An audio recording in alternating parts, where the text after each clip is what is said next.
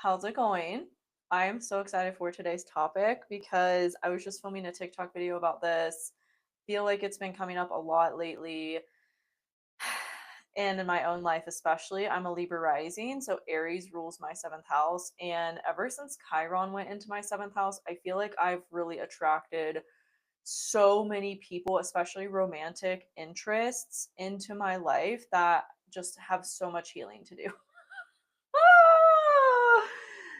Chiron is the wounded healer. It hasn't been in Aries for 50 years. It moved there in 2019. So if you have been experiencing this kind of just shift, especially if you're single, around or seeing this shift around men in your life in general, especially with dating, this is why. Because Chiron is the wounded healer. It hasn't been in Aries for 50 years. Chiron takes 50 years to transit through all 12 zodiac signs, and it actually spends, it's an elliptical orbit that Chiron has. So it spends more time in certain signs than in other signs. And one of the signs that it spends the most time in is Aries. So this is why we've had this transit for so long, when normally Chiron only spends like 2 to 3 years in a sign. But in Aries, it spends about 7 years. So we've had it since 2019. It's still going on. It's at the tail end. It's about to move into Taurus. I think it moves officially next year, which we'll look at in a little bit. And I'm actually going to get my ephemeris because the ephemeris is the astrology Bible of transits. This is the astrology Bible. This is like the easiest way to look up transits, especially if you're looking for a certain thing. I've talked about this in my Inner Circle membership. I have a whole lesson on it in my intermediate astrology course, my level 2 astrology course, because I do feel like it's a little bit more intermediate or advanced of a thing to use in astrology, just because it looks like this. When you open it, it's like, what the fuck? But it is the easiest thing to use if you're looking for a specific transit. So just to give y'all some dates, I should have done my homework before, but I'm a manifesting generator and a Sag moon. I never do my homework before. I just show up and I'm like, here we are. We're going to do it live with y'all right now. So I think I've looked at this before and maybe talked about it in another video, but I do not remember when exactly Chiron moves into Taurus. I do know it's sometime in 2026, and I think it might even be like exactly a year from now, which it looks like. Yeah, it will actually be at the beginning of July or the end of June, even. So yeah, about a year from now in 2026 is when Chiron officially moves into Taurus and out of Aries. Um, Let me see too if it retrogrades, because we always have to look at that, y'all. Like, especially if there is a retrograde that it goes back into Aries, there's gonna be, yeah, it does go back into Aries in October of 2026. So I don't think we're gonna see the full scope of Chiron and Taurus until 2027. But I do think once that happens, like dating is just gonna be a whole lot better. Dealing with men is gonna be a whole lot better, especially because right now we have the Saturn Neptune conjunction, and we have that conjunction until, I'm going to use my trusty ephemeris again to look up the exact dates of that. But I know Saturn doesn't move back into Pisces until like the end of August. Wait, I'm in 2028. I want to be in 2025. So Saturn moves back. Oh, Saturn actually moves back into Pisces the 2nd of September. So we're going to have the Saturn Neptune conjunction in Aries all the way up until September 2nd, when Saturn moves back into Pisces, because Saturn will go retrograde on the 13th of July. So Saturn actually goes retrograde in like 3 weeks. But then Neptune will also go retrograde before that, even. I think, yeah, Neptune goes retrograde. So July is going to be interesting. Not that we'll like specifically feel these things super intensely, because outer planet retrogrades last so long and we experience them every year. They're really not that big of a deal, but we are going to start to just internally reflect on these themes of what Saturn and Neptune so far in Aries has brought up for us since it moved there a couple months ago. Neptune will retrograde on July, oh God, on July 4th. That is when Neptune will station retrograde, and then they will be moving together through Aries still until the 2nd of September. Neptune will retrograde back into Pisces in November. Actually, no, I'm looking at the wrong planet. End of October is when Neptune goes back into Pisces. We're going to have Uranus go back into Taurus at the second week of November. So again, we're getting a glimpse of all these themes and how they're showing up for us, and how they're going to continue to show up for us, especially after the retrograde period. But they're not fully settled yet, right? They're not fully like here in terms of like what we're experiencing fully in that new chapter, right? So Saturn and Neptune and Aries is just a whole lot of fuckery. It is like Saturn accountability, Neptune avoidant, dismissive, gaslighting, narcissistic types of tendencies, behaviors is the shadow side of Neptune, right? But the light side of Neptune is learning to trust your intuition. So we are having to be really discerning and really disciplined with trusting and acting on our intuition, especially when it comes to men right now, and not settling, because that's why I have a theory that all these avoidant, dismissive, just fuckery of men are coming out of the woodworks is because of the Saturn Neptune conjunction in Aries, right? These things have to come up to the surface so that we see them fully for what they are. The veil has like been dropped, right? That's Saturn on Neptune. The veil has been dropped and we are seeing things clearly for what they are. And our lesson right now is to not ignore that. And it's to trust and be, like I said, discerning and disciplined with acting from the place of our intuitive knowing, because that's the light side of Neptune. Is what is your intuition telling you about somebody, especially when it relates to men, because Aries really rules men and rules masculine energy in general. So that's why we are seeing this occurrence of like just all of this, fuckery coming out of the woodwork when it comes to behavior we are seeing with the masculine side of the population. But Saturn on it is like there has to be some sort of accountability, and I think that we'll start to see that change. But again, things have to be drawn up in an intense way so that we see it for what it is and we learn to trust ourselves and be discerning over that type of behavior, that type of energy, and we stand for what we believe in. We stand firm in our boundaries and our values and our self-worth. Venus is approaching Uranus right now too, so there's going to be this massive like shift of our self-worth and our values and being embodied in the new values and self-worth that we have been cultivating, especially with the Venus retrograde we had earlier this year. That was a big kind of foreshadowing of this energy. What are your standards? What are your values? How are you deeming yourself worthy of having those things? And how are you standing firm in those boundaries around not settling for anything less than what your values and your standards are, right? And so Saturn now in Neptune in Aries, where we had the Venus retrograde, is calling for a just discernment and a discipline with what we learned about stepping into a new identity or sense of self as it relates to the values and sense of worthiness we've been cultivating, especially like I was talking about earlier, since Chiron first went into Aries in 2019. So we've all kind of been collectively focused on these themes since then, and now they are coming to the surface in a new way, in a bigger way, and a more long lasting way, arguably, because of the outer planets that have now moved into Aries as well. And we will have, like I said, that conjunction until, what did I say, the 2nd of September? And then it's going to happen again at the end of February next year. So I think we will start to see things shift on the masculine side of the how do I say that? What do I say?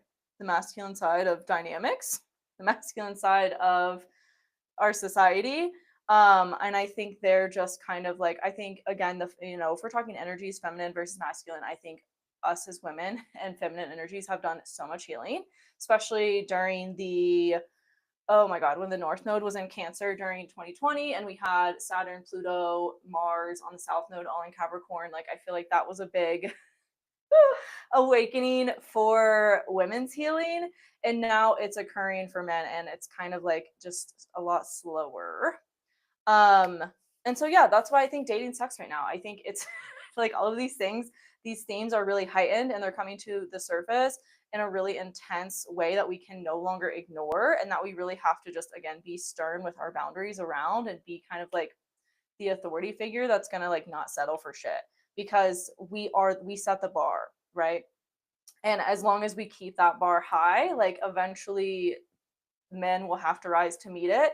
But this is, it's all a process and a transition that's occurring right now, and that's why I think it's just been so difficult, and there's been so much just negligence and dismissive behavior that we've been facing. If y'all are in my inner circle membership or have heard me talk about this in other places, I am just in the middle of a legal battle with my landlord because there are just some serious habitability issues that I've been experiencing, and they have been dismissed, ignored, passed, shoved under the rug, and I'm having to like literally take it to court for it to be seriously addressed, for there to be some authority and like accountability around it, which is very Saturn energy. So again, it's our kind of job to withhold the boundary of our standards, Saturn, to any type of negligence or dismissive behavior we are facing, Neptune, right? So that's really like the energies of these two things coming together, and we're not even at the peak of it yet. I think the peak is going to happen during the retrograde, actually. Which anytime there's a retrograde, I've talked about this on my blog before. Well, anytime there's a retrograde with a planet, it has three phases. So the first phase is like the energy that we're experiencing when it first happens, pre-retrograde. Then the second phase is and we're getting a glimpse at those themes and how they're going to show up and how we're going to be reevaluating them when the retrograde happens, because that's all a retrograde is. That's phase two. The retrograde is reevaluation, it's introspection around what came up before the retrograde started. And I walk you through this in my Become an Astrologer course. If you're in there, you probably already know how to break this down for yourself based on your chart. But what you want to look at on a personal level is where you have Aries in your birth chart, because that's where this is going to show up for you. That's the area of life, the house that this is going to be affecting for you the most, especially if you have any placements in early degrees of Aries, or you have any placements in early degrees of other cardinal signs or fire signs. Those are going to be affected too. Again, walk you through that in my Become an Astrologer course in the transits lesson. But that's how you can apply it to yourself personally. Like I already shared, for me, it's happening in my seventh house. So I'm dealing with this very much in terms of other people in my life. And I'm having to be like, hey, no, like you can't ignore this. You can't continue to like be negligent about this. Like there's literally a moth infestation that I'm dealing with in my house now. Like, as a landlord, there's an obligation that comes with that. You can't just ignore it and then try to kick me out because I'm raising concerns, right? So it's like that is how I'm experiencing it. And then Saturn rules my fourth house, so it's no surprise to me that is showing up most in my home, where I have Saturn ruling, and where I have Neptune natally. So that's another way you can bring in other areas of your chart too. If just looking at the one house isn't giving you enough clarity or understanding, you can be like, okay, where does Saturn or Neptune even rule in my chart? These things are also, Neptune rules my sixth house, and these things are like affecting my health. And then I have Saturn in actually that's a mutual reception. I have Saturn in my Neptune ruled house, and I have Neptune in my Saturn ruled house. Anyway, so it's bringing in those areas, those other areas of life for me too. What was I looking? Oh, when Saturn and Neptune is going to go conjunct. Exactly. Like I said, I think it's going to be during the retrograde. But so phase two of the retrograde is the retrograde. And that is when we're, like I said, reevaluating, going inside, internally looking at these themes and how they're showing up for us, reflecting on them. And then phase three is when the planet goes direct, it leaves retrograde, and then we're integrating and embodying everything that we like reflected on, refined, took a second look at, and just kind of like reevaluate it. And then we move forward with those lessons and we make the changes that we need to just kind of not repeat that same pattern, right? That's phase three of any retrograde cycle, is the embodiment and the integration of what we reassessed during the actual retrograde. So Saturn and Neptune go conjunct. They don't ever I remember looking at this in my 2025 overview I did in my Inner Circle membership. They don't ever get exactly conjunct until 2026 on February 20th, like I've already said. But they do get within like 8 minutes of each other, I want to say. And then once I find this in the ephemeris, I'll pull up that day on my Astro Gold chart, and I'll show you guys visually. And then we can look deeper too at what else is going on around the time that they are right on top of each other. Yeah, so let me see. 2 degrees, 1 degree. Maybe it's they get within 19 minutes of each other because yeah. Okay, it looks like the oh god, this is the day I'm supposed to like my lease ends, y'all. The last day of July. Let's pull it up on my Astrogold um astrology software. This is the app that I use in all my videos and the what I use whenever I do the weekly horoscopes, and I mean y'all are about to see it. So let's see. Okay, we're going to the end of July. Share my screen, and I'm not going to stop the live like I did last time I did this. If y'all didn't see that live, oh my god, I had to do it in 2 parts. Go find it because it's so funny. Okay, July 31st, here we are. Saturn is at 1 degree 38 minutes. Neptune is at 1 degree 59 minutes. Let's see if they get. I don't think they're going to get that much closer to each other than that. Yeah, because no. Because then Saturn will be at. Okay, let's see. No, it's this. It's this day. I mean, I think that's as close as they're going to get. 1 degree 40 minutes and 1 degree 59 minutes. So they get within 59 minutes of each other. That's as close as they're going to get this year. And then they'll actually be conjunct at 0 degrees of Aries at the end of February next year. So that's going to be really interesting. What else is going on when we have this conjunction? Mars has just moved over the south node. We have Venus sextile Chiron. We have had Uranus and Gemini. Uranus moves into Gemini, I believe, on July 8th or 9th of this year. And then it's going to harmonize with Pluto most of the summer before it moves back into Taurus. We're also going to have a Mercury retrograde in Leo. And the sun is going to be pretty kind of far away, but it is still going to be harmonizing with Saturn and Neptune while they're retrograde. So the end of July could bring some positive oh my god, I keep saying revolution, and I don't even mean to. The end of July could bring some positive resolution around these themes you might be facing already in a more specific situation. I actually posted a video last night on my TikTok about how this is showing up for me in my landlord situation and the lawsuit and everything. And a bunch of people were saying they're in similar situations. So if you're in a similar situation like that, where you're really having to hold someone accountable that's been dismissive or negligent, avoidant of something, some type of behavior in your life, I feel like it is going to get some sort of resolution around this time.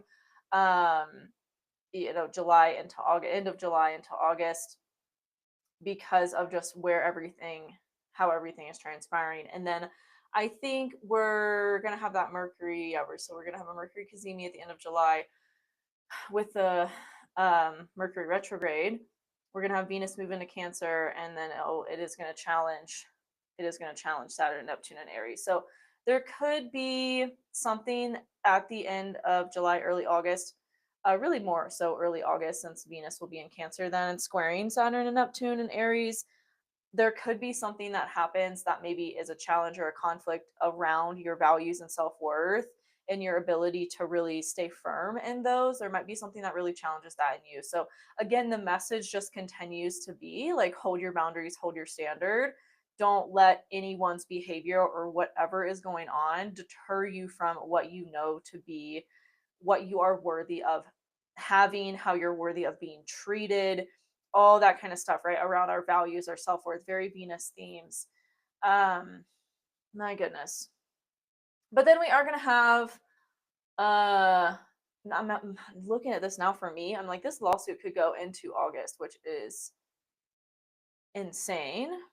We're going to have, yeah, Mercury retrograde is going to harmonize with Saturn and Neptune and Aries. So, like I said, there could be some positive resolution around whatever's going on middle of August, especially then because Venus will be on Jupiter, harmonizing with the North Node. Mars will be in Libra, harmonizing with Pluto, and Uranus. There's going to be a grand trine with Mars, Uranus, and Pluto So that could look like positive, like justice, thing, like wrongs being righted. And it's a very empowering thing that happens, and it might even be like something that came through really suddenly or unexpectedly, because this is Uranus that we're talking about, but it also feels like it happens maybe faster than you thought. Which is funny. I didn't like anticipate talking about this in this video, but we're also going to have Chiron go retrograde. And I think if you have been really putting yourself out there in dating, I think you might take a step back, depending on what's going on with your chart. Obviously, all the time, we have to always remember that that is a given when we're talking about astrology.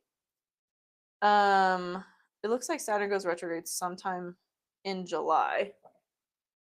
My ephemeris doesn't give me that information, I don't think. So let me see. We'll get an exact date. Oh, at the end of July. Okay.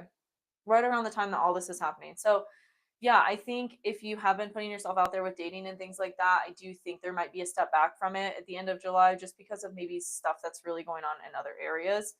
Also, the moon is going to be opposite Chiron that day at the end of July. There could be some breakthrough too. There could be some, depending on what's going on in your personal chart, there could be some synchronistic or serendipitous meeting of somebody that turns out to be like a lot of the things that you're hoping to receive in terms of a partner or dating in general. But I just don't feel, I feel like the partnerships that are coming together right now are very healing in nature.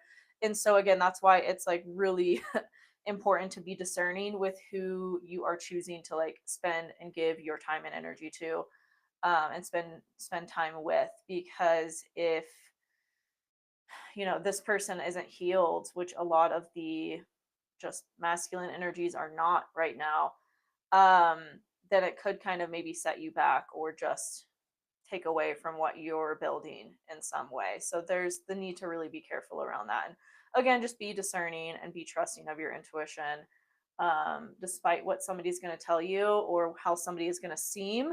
Because Neptune, again, rules deception, it rules delusion, illusion as well. So it's like, don't get fooled by don't let the wool be pulled over your eyes. Don't let people like fool you. Actions always speak louder than words. And again, trust your intuition. If something feels off, there's a reason for that. Even if you think it's like something you could easily justify with your mind, stop justifying shit.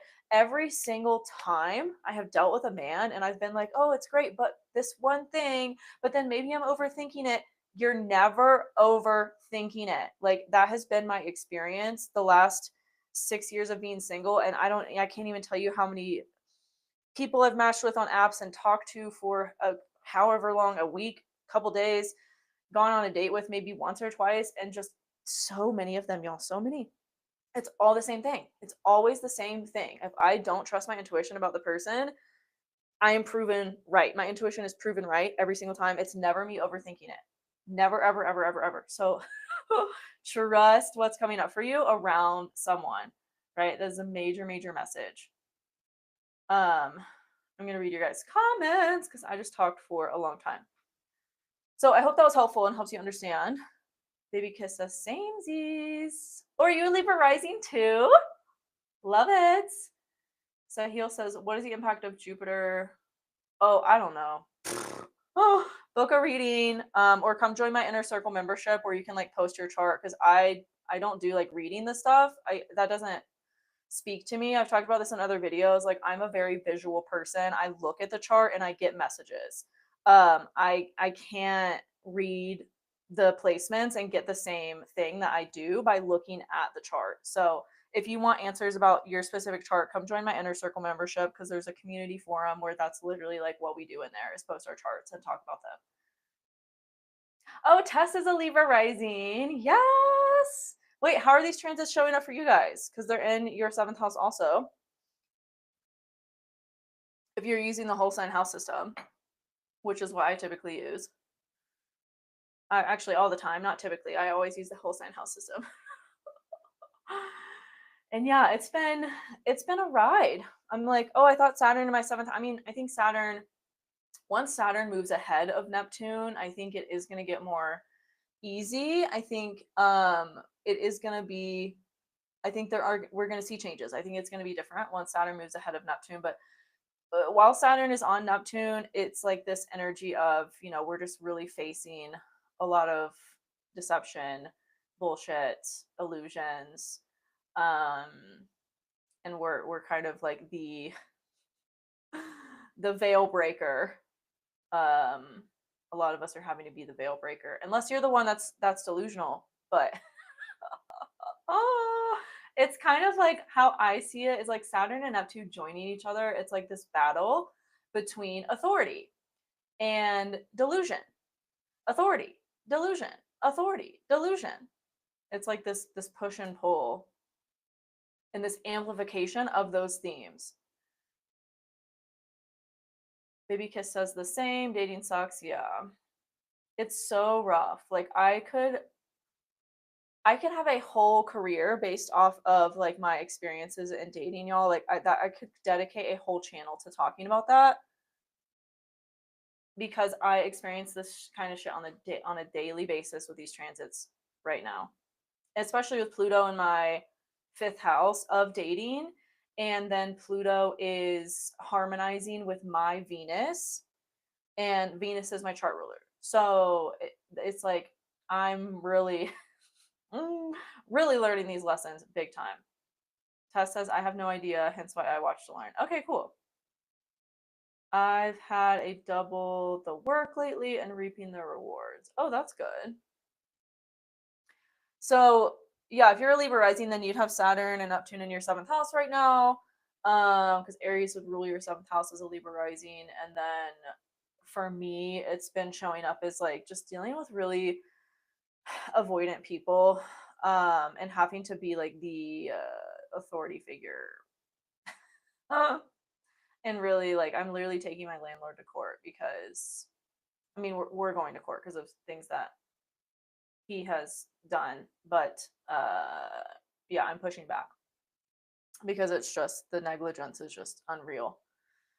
So that's been my personal experience of that, is like just dealing with, and then in dating too, is every single person I match with, I'm like, oh, this person seems really cool and like we're vibing, and then they just say something that I'm like, what? Like I had a date over the weekend and the person just said such off the cuff stuff. First of all, they weren't even like listening to things that I was telling them. Like they were like in their own like Neptune la delusion land and weren't listening when I was saying things. And then they would like bring it up later and ask me the same question again in conversation. And I'm like, do you have a hearing issue, or were you just like not listening? Were you just like in your own separate world? Because like we already talked about this thing like 10 minutes ago. And just little things like that. And then bigger things of people just being really overly sexual, which like of course you're going to experience on the apps from time to time. People who look like they're put together, and then you're talking to them and they're just being ridiculous. And I had one person schedule a date with me to get my number, I think. Now looking back on, I'm like, did they do that just to get my number? What Anyway, so then we scheduled a date, and then the day before they're like, oh, I'm not gonna be able to make it, like we'll have to do it some other time. And then like later that same day they were trying to text me and talk about like sexual things, and I was just like, I've never met you, sir, like I'm not about to get into this with you. And then they tried to like gaslight me and just it was very emotionally immature, and I was just like, I'm not, no, shutting this down. Your number's deleted, we're done here.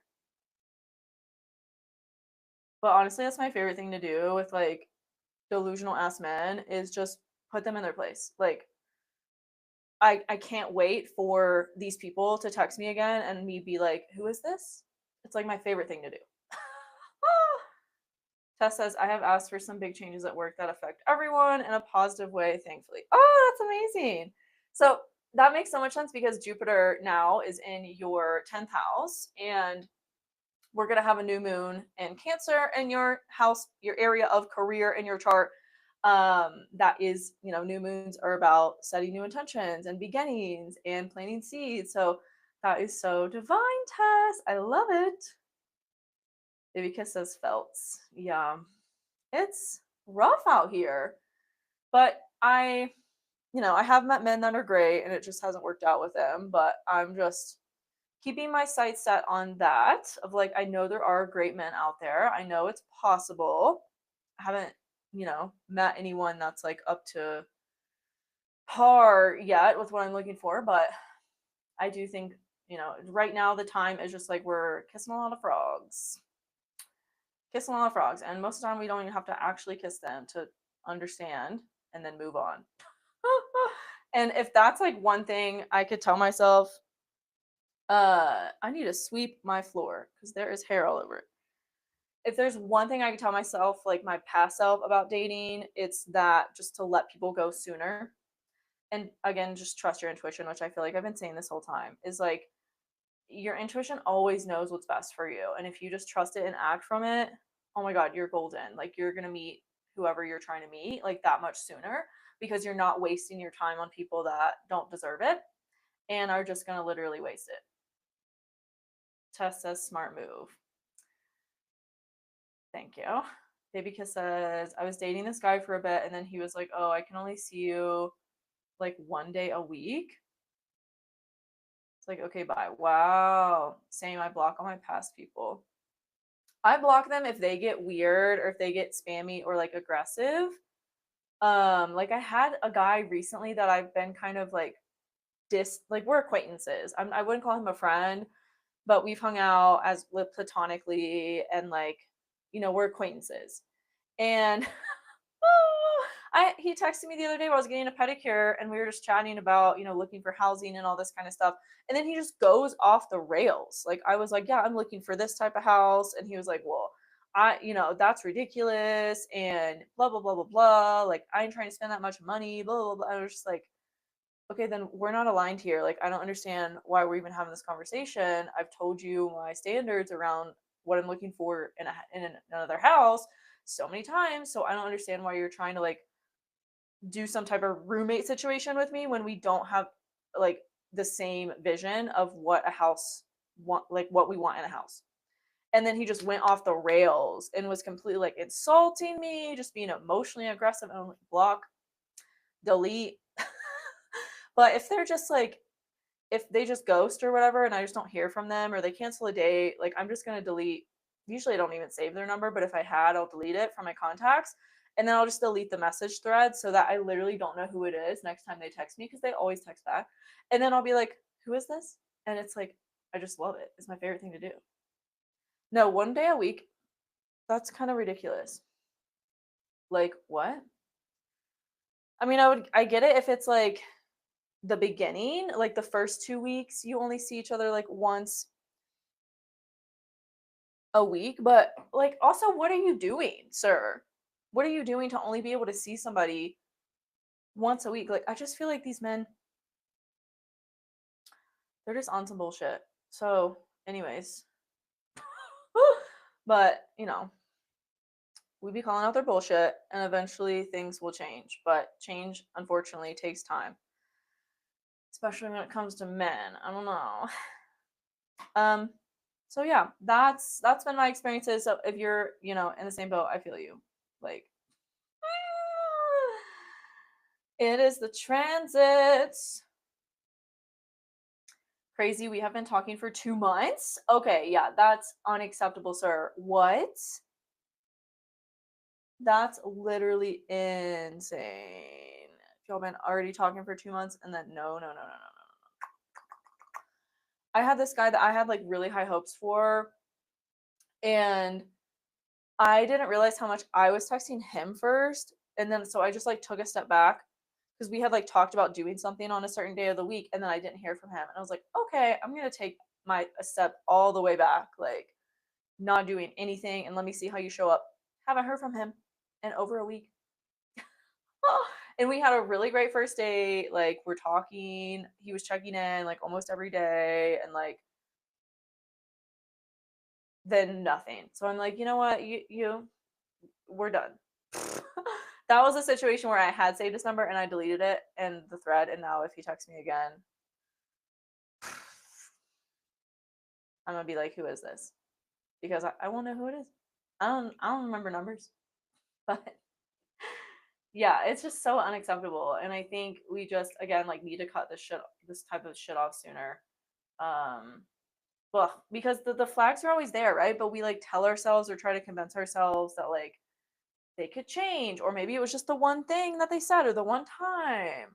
Like that guy I was saying I went on a date with on Saturday, uh he made some other remarks, so it was the not listening thing that I was like, that's kind of weird. Then he made some other remarks about like we were touring this exhibit at a museum, and he was like, "Oh, that woman looked so much better before that happened." Blah, blah. And I was like, "Why would you say that to me? Why would you say that at all? Why would you even think that?" Like you're looking at a woman before and after a scandal happened, and you're comparing and being like, "Oh, she looks so much better before the scandal or whatever." I'm sorry, what? And like old me would have ignored that and just been like, oh, whatever. No, no. The signs are always there, even if they're subtle. And then what else? I was going to say something else that I totally forgot. But yeah, that's how it be.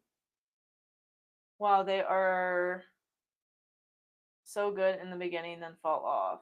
Yeah, that's like, it's like Love Bomb. And it's because they just go find another one. And then that's why they come back, because that other one doesn't work out.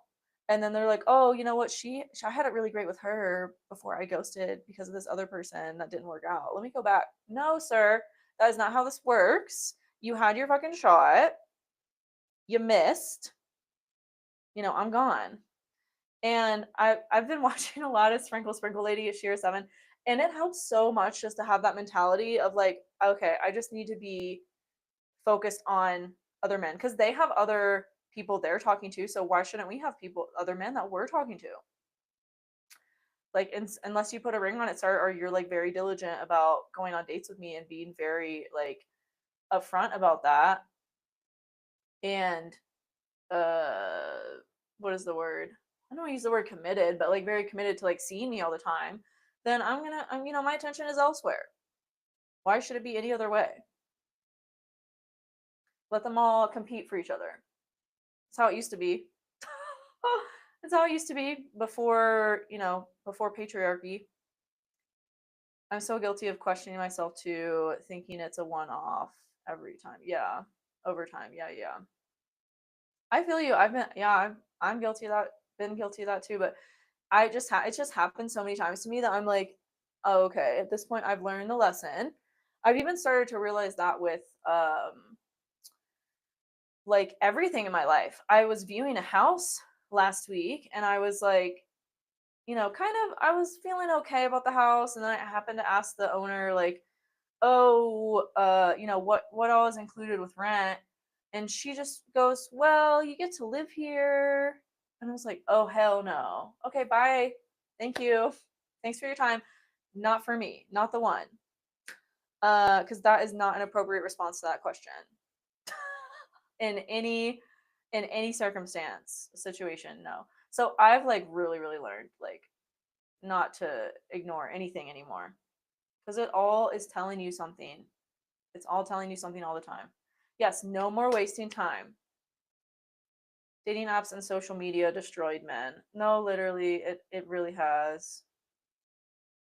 Video games too. We have to throw that in there because they've been around a little longer. uh, and honestly, y'all, it's an American culture problem. I think everywhere in the world is experiencing it, but especially here in America, it's so much worse. I've noticed, like, living in France versus here, we are so avoidant naturally. Like, our culture is so avoidant of social cues and behavior. It's honestly like a plague. Um, versus like in France, they're very aware of body language, of social cues, of like you the amount of things you don't have to say over there for them to understand what you want or what you mean or whatever. And I speak French, so like I could speak to them about things, but you just don't have to most of the time because they read your body language. They read your facial expressions, versus over here people don't even look at you most of the time. So I think it's really also a cultural issue in the US as well as the other things. Agree, dating is not the same, yeah. Because there's the illusion of choice. I don't know if y'all have seen videos of people talking about that or not, but like the illusion of choice, like, oh, if this person is just being difficult or there's one thing I don't like about them, I can just go back to the apps and I have so many options, especially for men. Like, women are gorgeous. Like, women are, we are magical, amazing beings. And we put care and effort and attention into our presentation on dating apps. So, like, it always looks good. So they just think they have all of these options. And anyways, yeah. But, behavior is one of the ways you can weed out men who aren't for you and who are going to waste your time. Like, there's another guy that I've been chatting with on the app for like months, and he just, goes ghost for however long because he was moving and then traveling and then blah, blah, blah, blah, blah. And I think the other day I realized, like, there's no hope here because this man has gone ghost. Like, and sure, he's come back and apologized, but like, what does that even do? He obviously isn't that serious about me, or he would be trying to meet up or trying to get off the apps, but no. So that right there is a sign. If I just got into an explosive fight with my mother, what intense aspects currently occurring could have triggered that? Depends on what's going on in your chart, but we do have the Mercury square Chiron conjunction today, so that's no surprise to me. Mercury in Cancer is like explosive emotions, and then that's a shadow. And then squaring Chiron is like conflict between your wounds and your triggers. So it's like, I think I said this in my weekly update that I do on my TikTok and Instagram for Tuesday. There could be some emotionally explosive arguments if you're not careful. So that makes a lot of sense. But also, we got to factor into what's going on in your chart because it could make more sense if we're bringing in what's going on in your chart, and that adds a layer. Agreed, we're all goddesses. No, literally.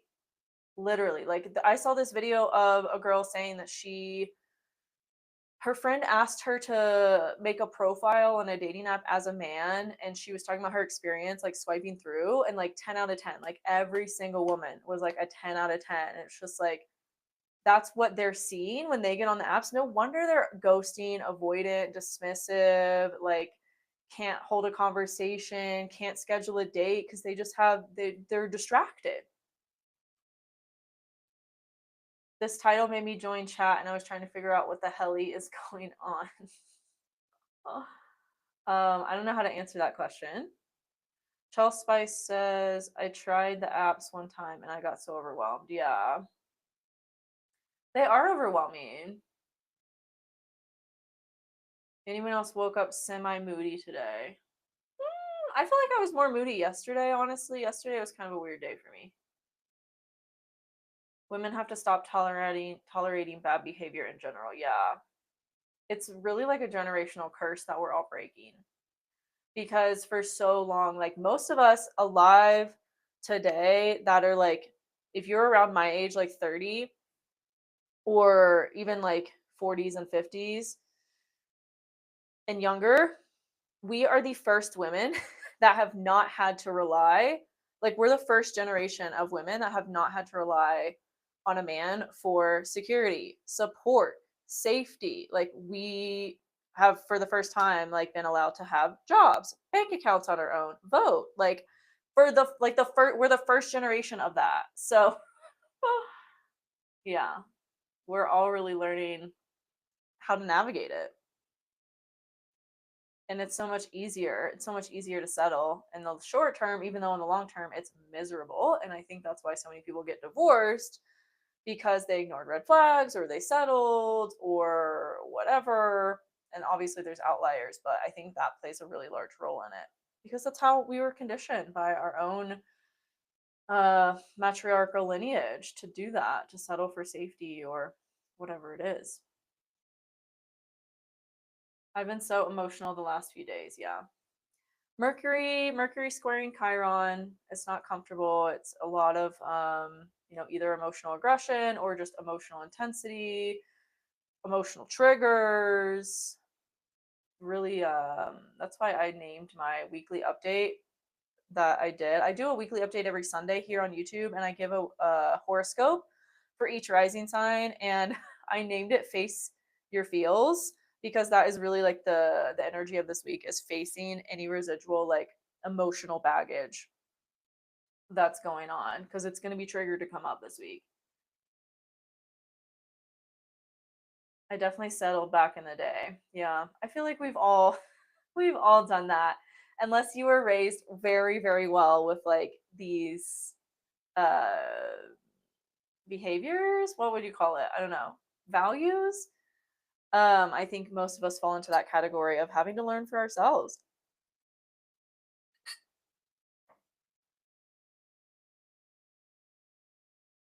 I've turned into the avoidant one. Oh my god, tell me more about that. I feel like yeah, I'm just not as giving as I used to be, especially when it comes to men and dating. Like, and I'm very much like I don't hold back. I'm cheeky. If you're gonna bullshit me, I'm gonna call it out.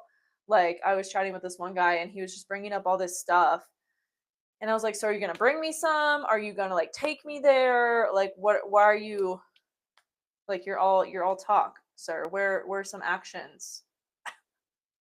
And I think we just have to be more unapologetic in talking to men that way. It reminds me of that book. Have you all seen or read that book, Men Love Bitches? That book really helped me a lot on just doing me, speaking up for my needs, and not being afraid to like set my standards, set the boundary. Love that energy. Thank you. I've really embraced my Sag moon. Really embraced it. Uh yeah. Saturn return has done me well in terms of that. I really learned how to not take any bullshit and set the boundaries with people because they need it. It's I again back to this Saturn Neptune conjunction. I feel like that's the big energy right now too. Is like if people are being negligent and avoidant, dismissive, fucking hold them accountable. Like they've probably never had anyone do that, and that's why they're acting this way. So, if anything, it's empowering for you. Who cares what happens with them? But like, it's empowering for you to be the like, no, I'm not putting up with this. Like, this is bullshit. I'm not going to stand for it. And I think that too is a big lesson right now, and we're gonna continue to have that lesson as like I was talking about earlier. Mars is going to go into Libra later this summer, and then it's going to harmonize with Uranus and Pluto. I think that's going to be the big message of that transit is like take back your power, set the boundary, be the justice bringer. Man, I really love Sag Moons, Chef Kiss. Actually, just any placement someone has with Sag. Yeah. Thank you. I feel that. I feel that a lot. I don't know about dating Sag placements because every time I have, it's been kind of a shit show. They're very just like flighty and all over the place. But I do love just how Sag energies like brains work. I love just talking to people with Sag placements because they just have such wisdom and knowledge about specific things that I'm like, how do you know this? Like, that's so cool. So I just love gathering information from them, which is very in line with my 8th house stellium and my Sag moon and Venus and Gemini. Do I do the same with friends? I have.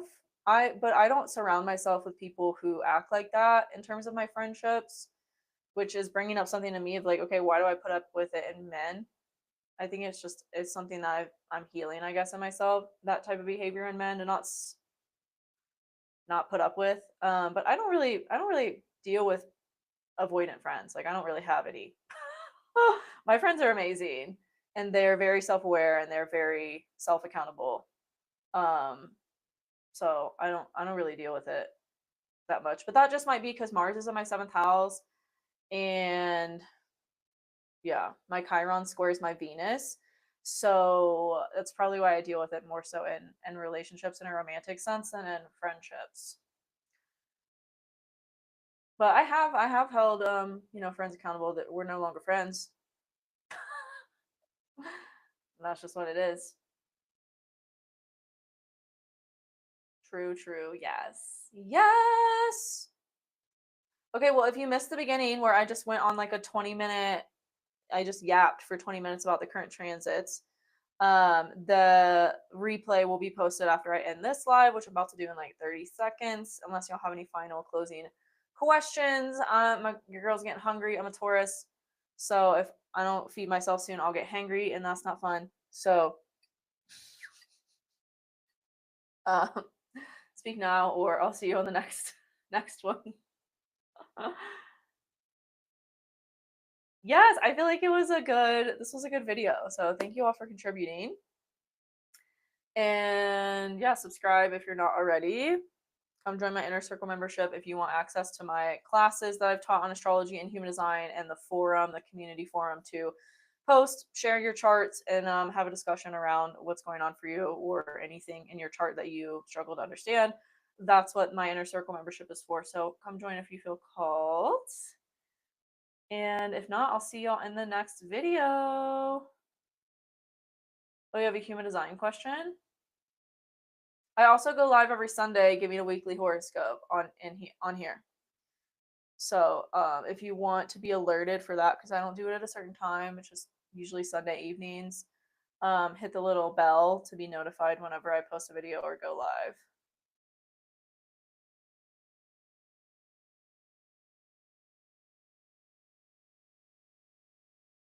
No, I'm not going to spill about your whole human design.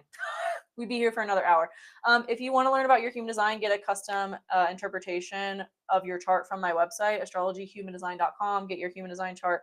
Look for the report underneath your human design chart called Unlock Your Unique Potential, and it will break down everything in your chart written by me. So that's the best place to understand your human design. Goes over everything, literally everything in your human design chart, maybe even stuff you didn't know was there. So that's a place to learn about your human design from me. And yeah, thanks for being here. I'll see you in the next video. Bye. Love you.